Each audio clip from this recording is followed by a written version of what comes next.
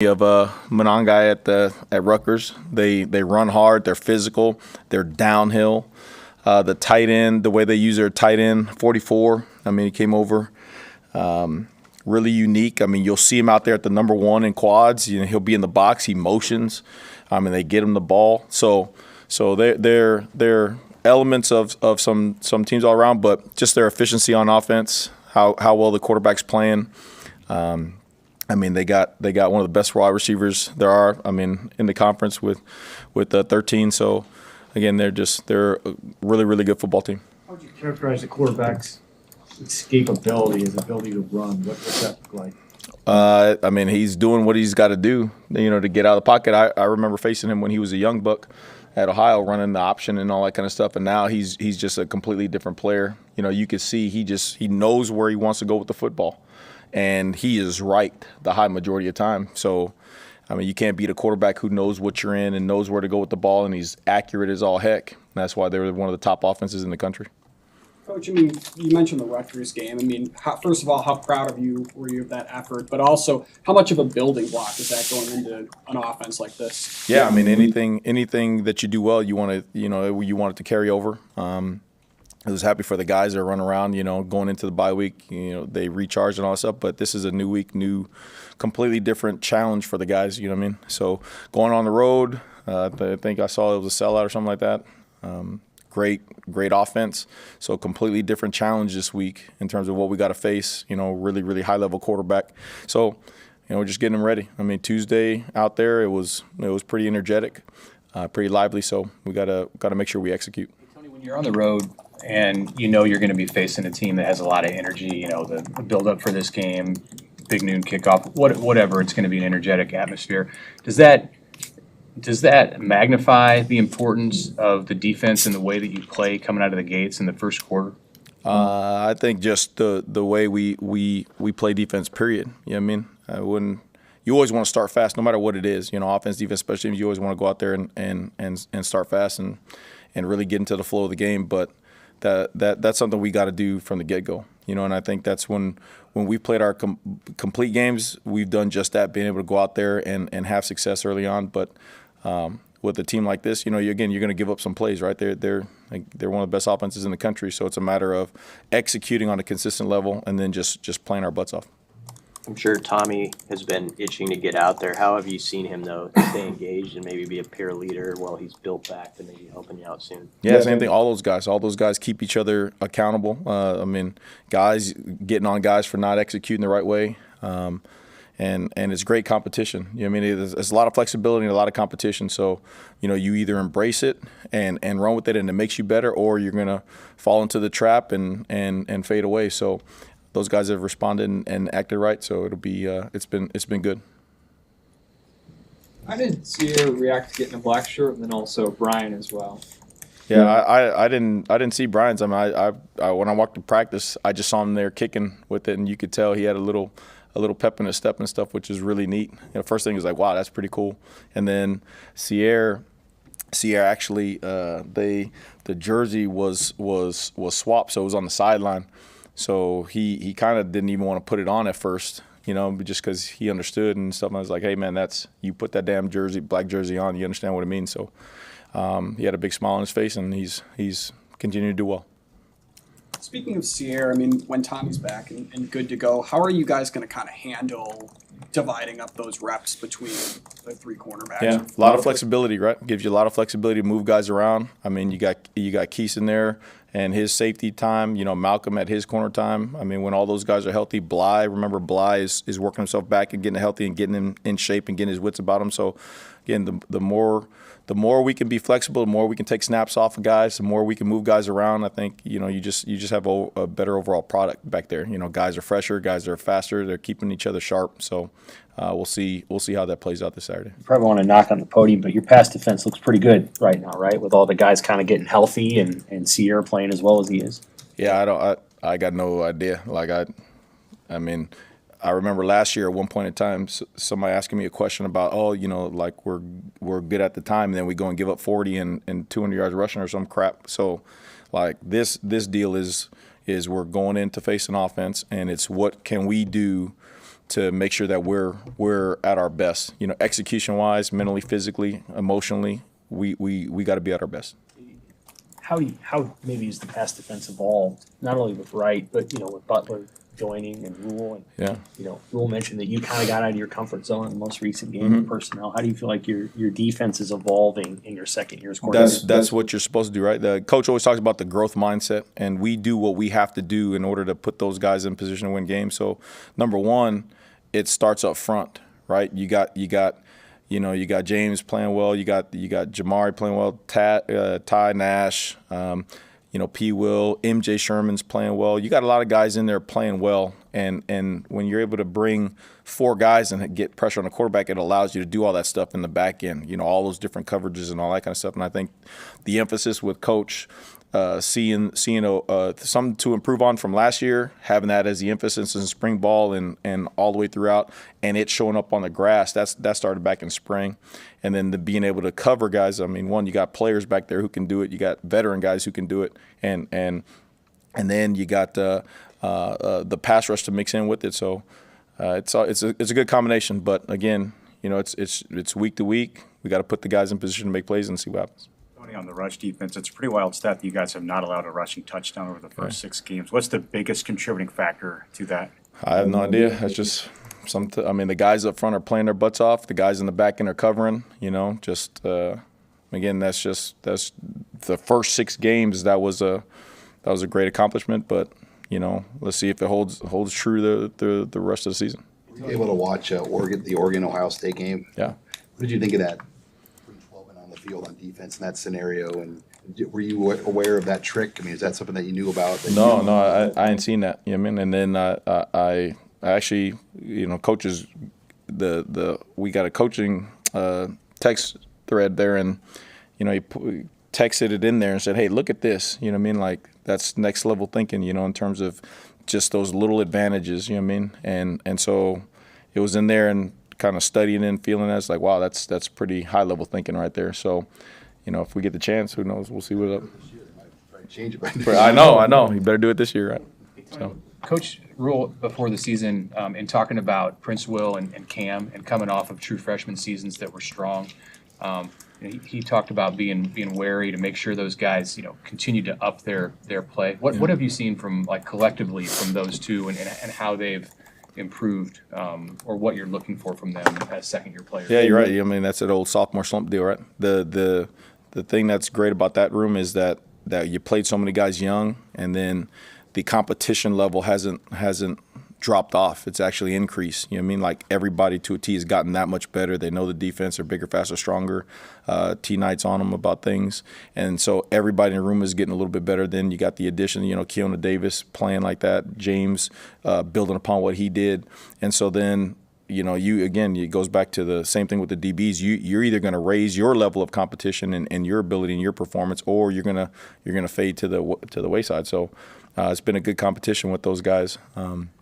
MJ, playing so well has made P. Will play better. You know what I mean? So, again, just competition all around is a good thing. Hey, guys.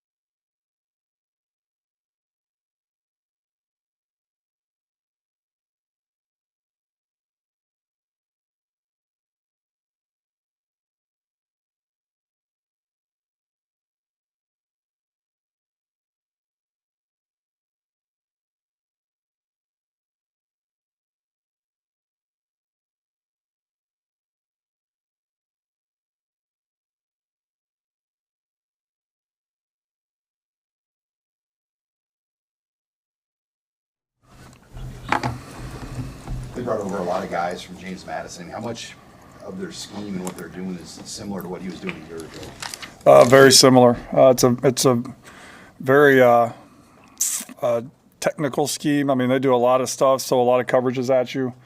If they can get you in passing situations, they can make it really hard to move the football just with all the different fronts and coverages and pressures that they do. With the running back rotation, it continues to maybe shift every week. I mean, just what are your thoughts on the way that's played out so far? And would you like to, again, maybe get one guy you can lean on a little bit heavier? Yeah, I mean, we'd like to have one guy, but right now it is what it is, which is, they all three have traits that are helping us do things on offense. So until one separates himself, and I don't mean that as they're playing bad, it's just they're all just, they're playing good. They're playing at the same level. So we'll use all these guys, as much as possible as long as we're moving the ball forward. How did Dylan come back from what was his sort of first period of struggle in the game? Great. I mean, he didn't skip a beat, celebrating in the locker room after the game. Some guys you'd think would be down and kind of wasn't that at all, just being a great leader. And he came back ready to work in his open week, had a great open week. A great preparation last week, which bled into this week. Did anything in particular that Rutgers did throw him off? I don't think so. I think it's just one of those things where a receiver may not have been where he was supposed to be, the timing of the play, maybe didn't see this defender till late, kind of got your eyes off of certain routes and things of that nature. But I think it's just one of those games where a couple things happened and we weren't as smooth as we usually were. As you self-analyzed at the bye, is there any particular challenge you set forth for the guys coming into the second half of the season, or something that stood out to you in kind of that reflection? Yeah, third downs. We got to be way better on third downs. I think if we can stay on schedule, we're good. But you get into that certain down and distance where you have to throw and catch. We're not as good as we need to be in order to accomplish the goals that we have the rest of the way out. How do you feel like your receivers did in the first half of the season getting open? Where would you like to see the receivers grow? Constantly. I mean, I'm an old receiver guy, so I'm constantly on those guys. Just run angry, get open angry, play angry, carry the football angry, go up and get it. So very pleased with the playmaking ability, ability to run by people, ability to catch 50-50 balls. Every day that we come to work, we're going to try to improve, and I think we can always get better second level releases and route running and things of that nature. But globally, very pleased. There were some perimeter blocking penalties in the first half of the season. I know some of those were questionable. Oh, they were penalties.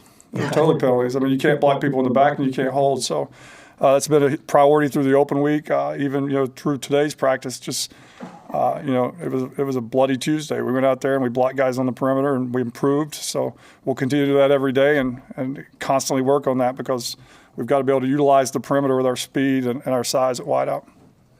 How do you work on managing the right way to play with a lead? A couple times this year, it seems like you've wanted a specific style, but also keeping your foot on the gas when it's 14-0 at halftime, or you get a 2-score lead in the second half of a Big Ten game. What's your thinking there? Stay aggressive. Never a time like we're going to go until coach tells us to stop.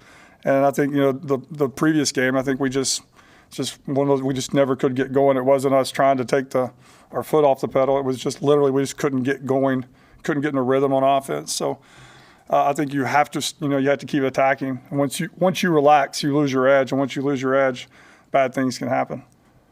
Should be a lively crowd. I know you guys have worked with noise all offseason. How do you just feel about going into that environment where you're at? I feel night and day from where we were the first game last year going to Colorado. I think our operation is good and it continues to improve, and it's going to be like any road game, right? It's going to be tough and it's going to have its challenges, but I feel good where we are from a communication and calling plays and getting the ball snapped. I feel really good where we are from that standpoint. We'll mention you went to a clap system. For people that maybe don't understand the difference between what you guys were doing in Minnesota and Colorado, what you changed to, why is the clap system good? It's amazing. They can hear you. They can hear the clap of a quarterback's hand better than him screaming at the top of his voice. And 80, 90,000 people, and they can hear the clap, which there's people clapping everywhere. So I've never understood how it works, but it does. It's just more consistent, consistent sound, consistent rhythm, and it's been good for us since we adjusted. There are defenses that will occasionally try to mess that up by clapping. Right. Have you seen anybody try to do that to you guys? A couple of years ago, that was kind of the thing to do, but now they've, there's a lot of defenders that literally will clap their hands trying to get the attention of somebody on their side of the ball, and they'll get penalties called on them. So you got to be careful. Hurts the defense how they can communicate as well, but the referees have done a nice job of seeing when people try to do that.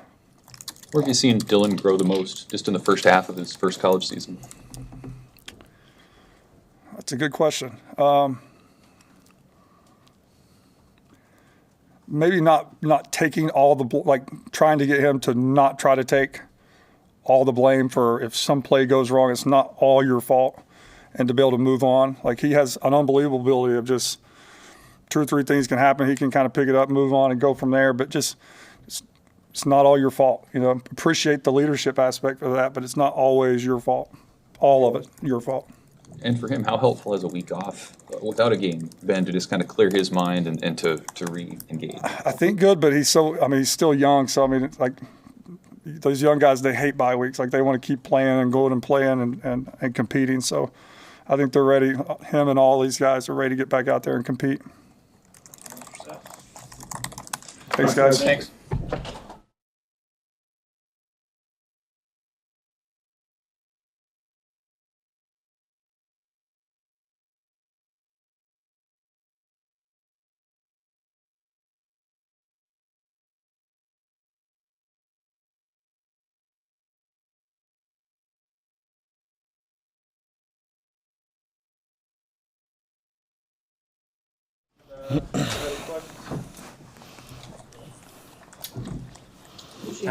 You got black shirts last week. Just what was your reaction to seeing those handed out?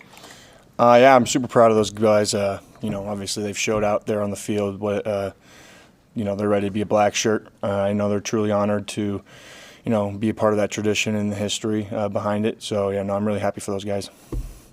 Coach Rule had said the defense kind of was the ones that were urging for Bashini to get the black shirt. Can you explain a little bit as to why and specifics?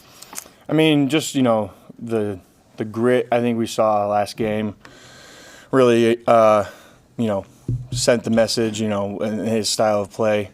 Purdue, he also had a big hit on kickoff on our sideline, so that was kind of the start of it. And then to see him go out there and do it again week after week, even though we've been struggling a little bit on punt maybe, he's still back there doing his job and doing his part. So I think that's just kind of those things that made the decision. Ty, what was the bye week like for you? It was good. I feel young again. I got my legs back under me. A lot of recovery stuff.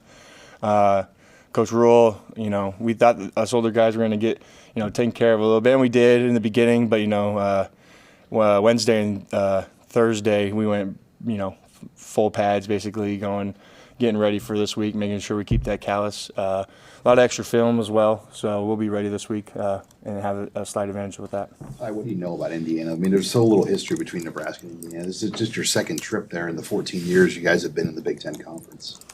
Yeah, no, Indiana is a tough team. They have a great offense. Those guys up front really work well together. As they've added a few key pieces in from the transfer portal this past year. They're stout up front in the run game. They're great pass protectors in the pass game. They got 2 great running backs, and the receiving core is great. Quarterback, is also great. So it's really fun, and I'm excited to watch film on them and see how we're able to challenge them and challenge ourselves for this week. How you've been around this program a long time. You've heard about the bowl drought and beating top 25 teams. What would it mean to you personally to just be able to knock out a couple of streaks like that this week? I mean, it's always a goal, right, to go in and beat a ranked opponent. There's going to come a time again where those guys, where we're going to be ranked and people are going to be coming for us. That's kind of the mentality that we've been having this season is, it's time to stop being the hunter, let's be the hunted. And, with T. Knightstone has given us a quote, do you think Kobe, even though he was the hunted, do you think he was actually hunted? No, he was a hunter, hunting the hunter himself, right? So I think it's just kind of, that kind of mentality, mind switch, whatever you want to call it, going into these types of games.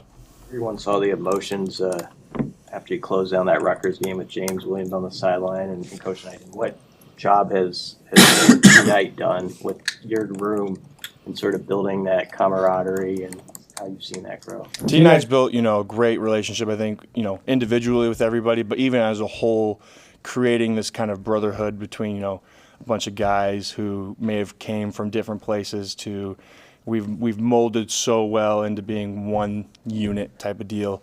So to see the success that James has had, from him going to basically a camp tryout to now, being tied to having 4 sacks this season, just in his second season as a Husker. I mean, just to watch, the hard work that they put us through, year in and year out to finally come out there and put it on paper and put it on the film. It's awesome. From your viewpoint on the other side of the ball, what have you thought about the way that Dylan has embraced a leadership role? It's got to be a hard thing to do as a 19-year-old when there's guys with your experience and age who are there and obviously ready and filling those positions also. Well, what I love about Dylan is that, yes, he's embraced that leadership role and, head on, with the challenges that he's faced, learning everything for the first time, but he's also listening to the older guys, I think, as well. I know he's listened to Heinrich. I know Heinrich's taken him under his wing. But even on the defensive side of the ball, he's come over and talking to us older guys on, what we might be thinking or what we would do. So I think he's just, trying to be a sponge and soak up all this information and get out of us older guys before we head out. Did you have any idea you would get that from him? I mean, you knew he had a good arm. You could see that. But did you, as an older player on the team, have any idea that you would get that kind of leadership from a freshman? I mean, I've seen it before. It's rare, right? But like to watch, I think Coach Rule has even mentioned it. His work ethic. How much time and effort he puts into everything. The care and the passion that he has for this program. I mean, it just kind of goes hand in hand. He's definitely going to have a part in that leadership then if you're going to invest that much time and have that much passion into it. So, I think. I don't think you expect it of him, but I'm not surprised either. I think after the Rutgers game, Coach Rule said you get out what you put in, and you guys put in a lot that weekend in that Rutgers game. Have you seen that sort of carry over, that momentum of that work? Yep, that's a reminder every period, every scout period, when we all huddle up together is just, a reminder that we're going balls to the wall, 100%. If it has to go to live, then we're going to live, but, we're treating the scout team like it's the opponent. Playing in the red zone defensively, what's the mindset of this team? What's it like in the huddle? Because so far this season, opponents have been in the red zone 13 times. You've allowed only 6 touchdowns. None of those were rushing. So what's behind the success there? They don't get in. Plain and simple.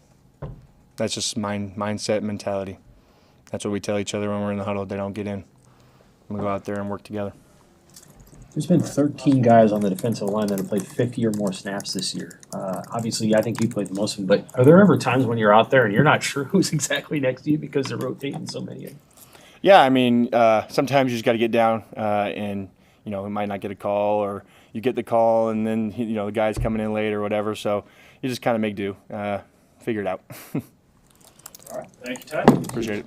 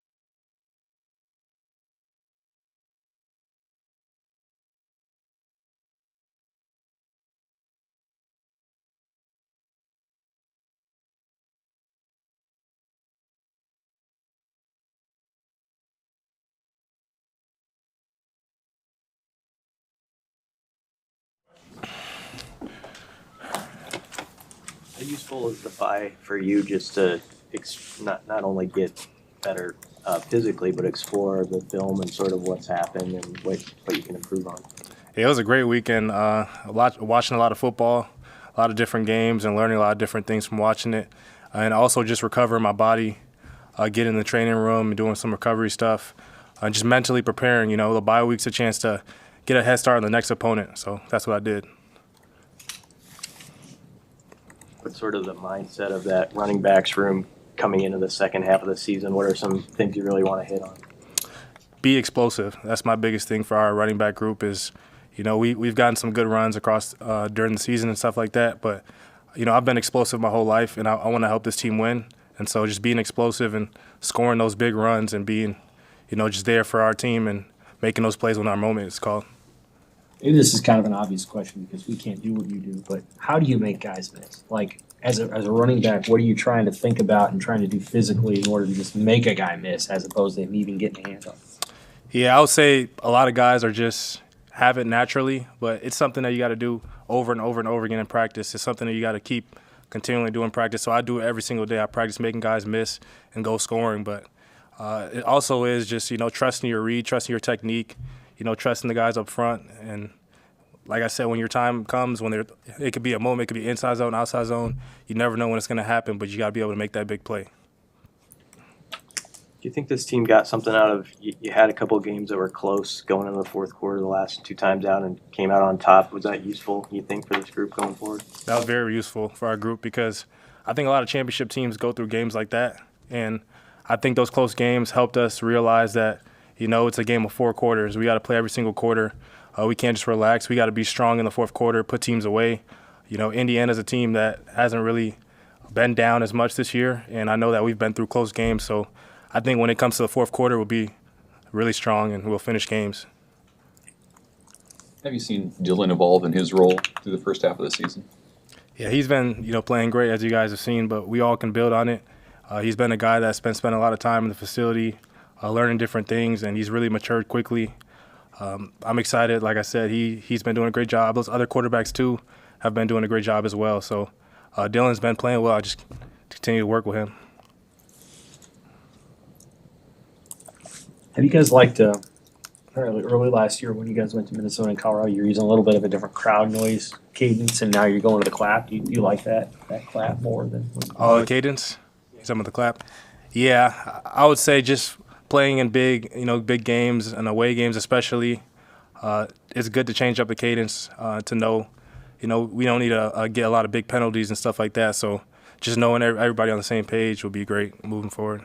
You guys have an underdog mentality. How much of an underdog mentality do you have going out to Indiana and knowing that they're 6-0 and ranked ahead of you guys?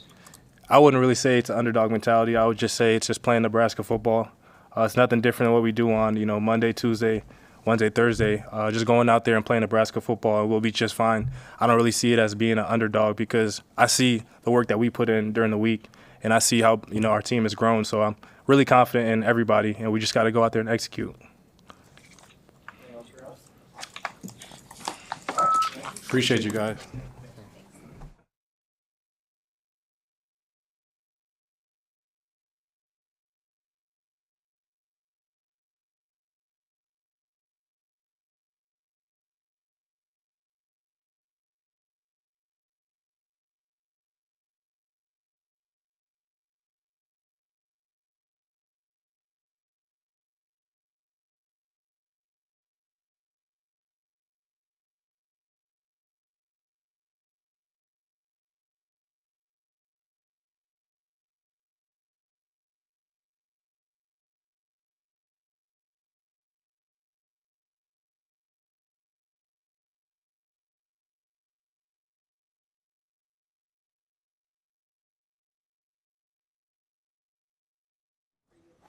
It was a lot of fun. Got to recharge and hang out with some family, and glad to be back. Are you a guy who's grinding through that bye week just as much, or do you have to? Are you able to kind of step back a little bit? Yeah, I grinded early during the week, and then took a couple days to enjoy. I got to go hang out with my mom for a little bit, and yeah, it was good. You got to spend a lot of time with her and kind of recharge. When you come back from a little break, you kind of you kind of get a new boost of energy and get ready to go again. When you watch college quarterbacks, who do you like to watch? Who impresses you in the collegiate ranks right now? Yeah, I mean Dylan Gabriel is impressive. Just what he does with the ball. Always pulling for him. He's a Polynesian quarterback, so I love watching him succeed. There's so many great quarterbacks. Jalen Milroe, Cam Ward, all those guys. There's a lot of talent in college football. It's a lot of fun to watch. Coach Rule said you woke him up in his office last week by knocking on the door. What time do you have to get to the facility to do that? Oh, he slept here, so he probably slept in a little more than he wanted to, but somewhere around I don't even remember. I walk in here and just walk in. I don't look at the clocks. I almost hit his head because he slept by the door, and I knocked, and I opened the door, and I hit something, and he was on the ground. So I was like, oh, I just knocked his head. What's behind? I mean, clearly you get here early and you put in a lot of time in the facility, and it's something that you started doing from day one. What can you go into what is behind the motivation? Just kind of the knowledge that needs to be done for you to not have to learn that through the process of your college career. Yeah, I think just the urge and urgency to win. I mean, we train and prepare so hard early in the week to get to the game, just to where we can kind of let it fly and cut it loose. And I think you got to earn that right during the week, and I think the only way is you got to feel a certain way. You got to be tired. You got to, you can't go home and I have so much energy, I'm gonna go play video games. You should just exalt all your energy and all your emotion to that game, and I think that's what our guys have done this week and even last week, starting to prepare a little bit. And it's just fun. Winning's fun, and doing the stuff to win is hard, but it's all worth it in the end. I want your guys excited for the stage this week. Big noon kickoff. You guys are kind of an underdog going out to Indiana. Yeah, I don't think we could be more excited. We love being an underdog, and that's how a lot of people persuade Nebraska as an underdog, and that's fine. We like it that way, and going into their stadium and their place, and it'll be a fun environment, and look forward to put up our best fight and go win the game. Go ahead, Sam. You're good. You had already built chemistry with these receivers in the offseason, right? But over the first 6 games, you've had a chance to build more. What have you guys maybe worked out in terms of just where you know they're going to be? They know where you're going to throw the ball. How would you describe the chemistry right at this moment? Yeah, I think you get into the season, it's a little easier. You know where guys are going to be against teams that you're going to play. So the offseason's a little harder because you're not really game planning for our defense. We're kind of just out there running our plays and adjusting on the fly. But no, I think just the camaraderie we have, spend extra time together, even watch other games. I have them over to the house, and we after Purdue, I think we watch Alabama, Georgia together. So I mean, you watch football and you watch guys make plays. It kind of nudges at you and well, they make plays, I can make plays too. So yeah, it's a constant urge to get better, and I know our guys will, and we'll start this week. Coach Satterfield had said you bounced back pretty quickly after Rutgers. You're celebrating with the team in the locker room. What do you kind of do to bounce back after games? Yeah, I mean, we won the game, celebrated that. It's hard to win. Good team that we played. I think just you play to a certain standard, and if you don't meet that standard, it kind of bugs you. But just to get back out there, kind of get that feeling out, see the things that you want to work on, and it's really all attack. And it's exciting to know that although it may for me it felt like a last game of the season type deal, just in the moment, just how it felt and how everything spiraled down. But to know we have 6 weeks left, we can improve and keep going. So I'm excited. Did the bye week allow you guys to drill down a little bit deeper into different things that you're working on offensively? Yeah, it did. I think also not trying to go too deep. We had to take a step away.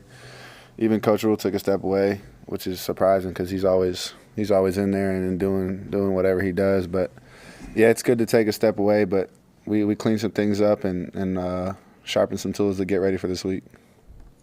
Anything else for Bill? You know anything about Indiana's defense? Yeah, they're top 10 defense in the Big Ten. A lot of great players. They play a lot of different schemes, and you know they're hard to kind of identify what they're doing. But it'll be a good test for us. Going to environment, big noon, the whole nine. I think our team is ready and built for this, and we're ready to get back to playing football. I'm curious, that was your first real taste of Nebraska wind and what it's going to be like last game. And what did you learn about this throwing on windy days in the Big Ten Conference? Yeah, it makes your lips dry. I know that.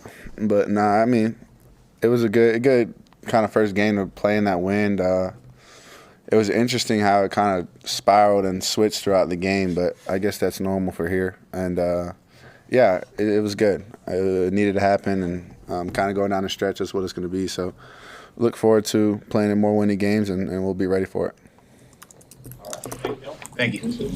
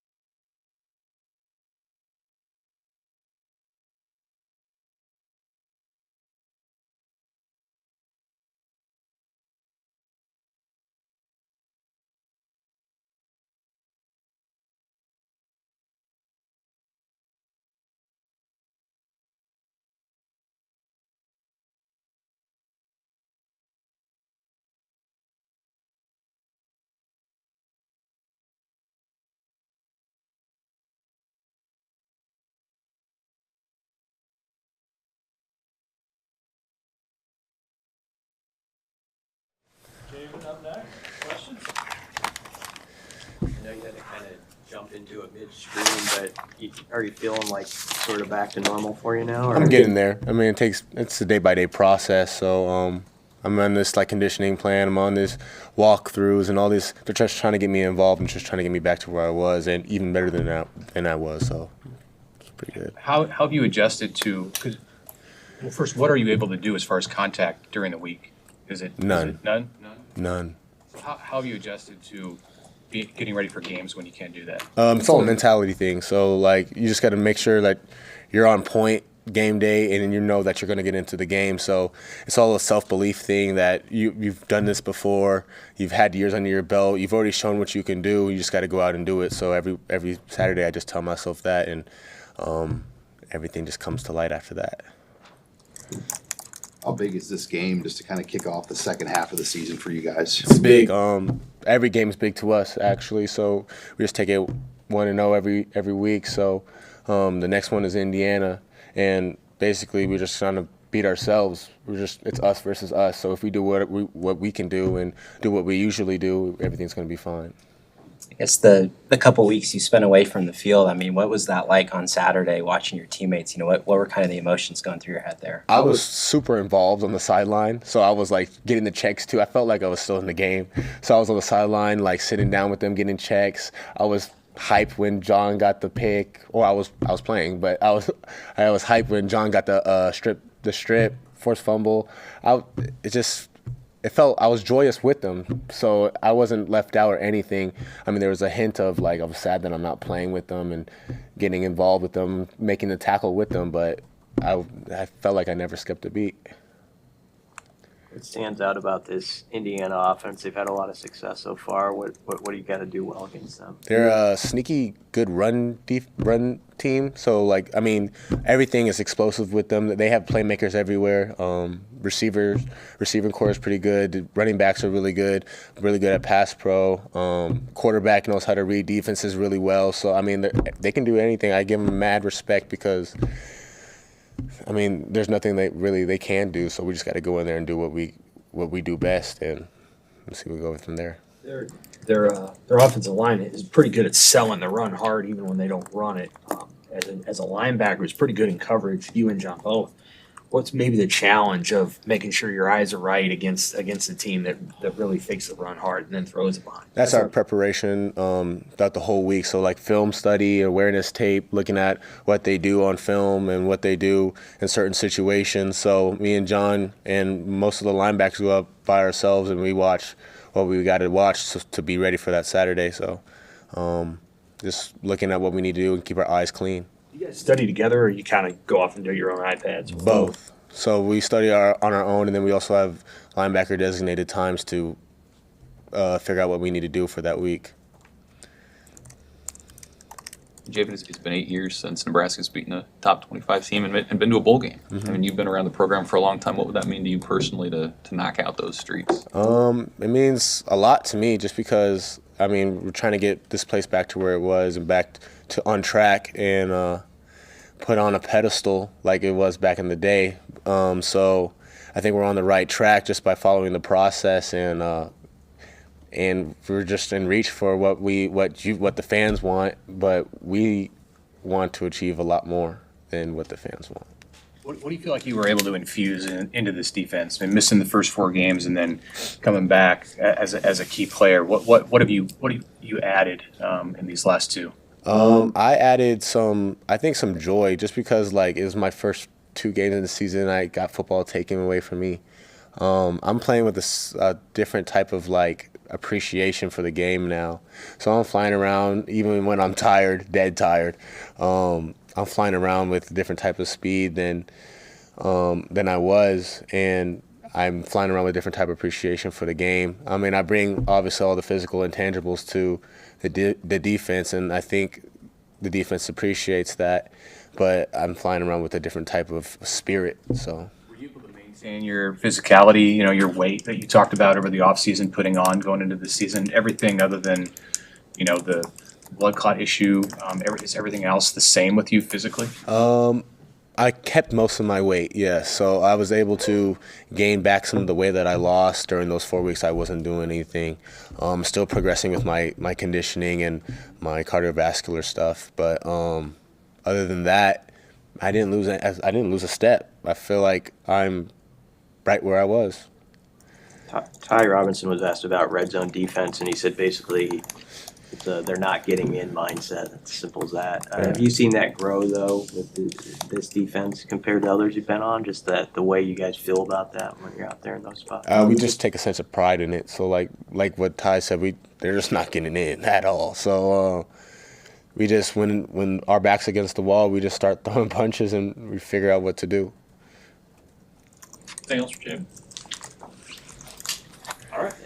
Yeah.